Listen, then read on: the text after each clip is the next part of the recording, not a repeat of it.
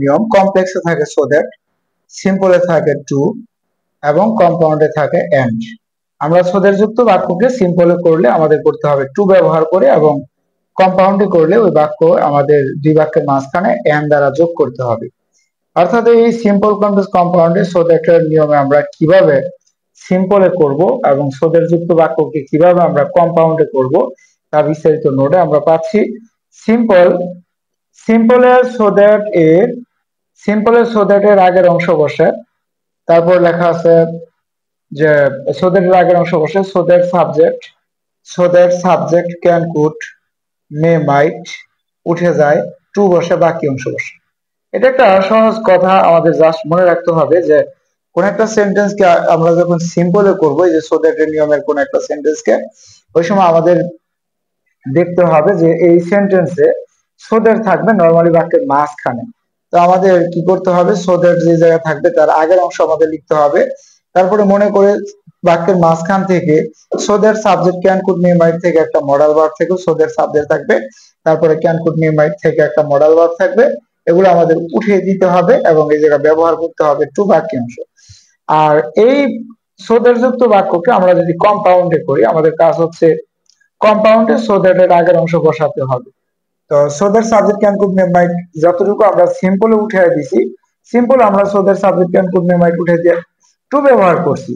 আর কম্পাউন্ডে আমাদের so that এর আগের অংশ লেখার পরে so that subject can could may might মাঝখান থেকে উঠে যাবে এবং আমাদের ব্যবহার করতে হবে জাস্ট এন্ড ব্যবহার করতে হবে দুই বাক্যের মাঝে।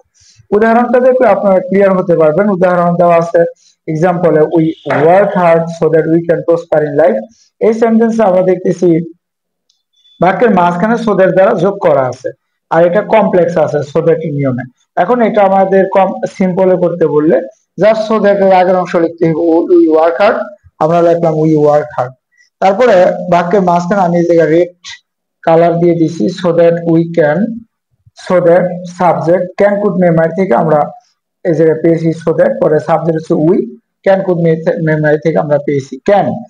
সো দ্যাট উই ক্যান এতটুকু বাদ দিয়ে আমাদের ব্যবহার করতে হবে এই জায়গায় টু ব্যবহার করতে হবে। So that subject can could বাদ দিয়ে আমাদের এই জায়গায় ব্যবহার করতে হবে টু, এবং বাকিটুকু লিখতে হবে পরের অংশ যা আছে তাই হবে। এটা সিম্পল সেন্টেন্স। তো কমপ্লেক্স থেকে সিম্পল আমরা জাস্ট এতটুকু মনে রাখবো যে বাক্যের মাঝখান থেকে so that subject can could উঠে যায়, টু বসে, আগের অংশ পরের অংশ যা আছে তাই বসবে সেন্টেন্সে, আর কোনো পরিবর্তন হবে না, এটা হবে একটা সিম্পল। আর এই সেন্টেন্সটাকে আমরা যদি কম্পাউন্ডে করতে চাই তাহলে আমাদের সেম কাজ করতে হবে। বাক্যের সো দ্যাট এর আগের অংশ লিখতে হবে যা আছে তাই লিখতে হবে, সেন্টেন্সের মাঝখান থেকে so that subject can could উঠিয়ে দিয়ে যে আমরা যে জায়গায় সিম্পল আমরা টু ব্যবহার করছিলাম ঠিক ওই স্থানে আমরা এন্ড ব্যবহার করব। So that subject can could may might উঠে যায়, এন্ড বসে, এবং ভার্ব থেকে ধরে বাকি অংশ পরে বসে। আচ্ছা, এই নিয়মটা অত্যন্ত সহজ, আমাদের এতটুকু মনে রাখতে হবে যে কোনো বাক্যের মাঝখানে সো দ্যাট থাকলে এটাকে সিম্পলে করতে বললে সো দ্যাট এর আগের অংশ বসবে, কম্পাউন্ডেও সো দ্যাট এর আগের অংশ বসবে।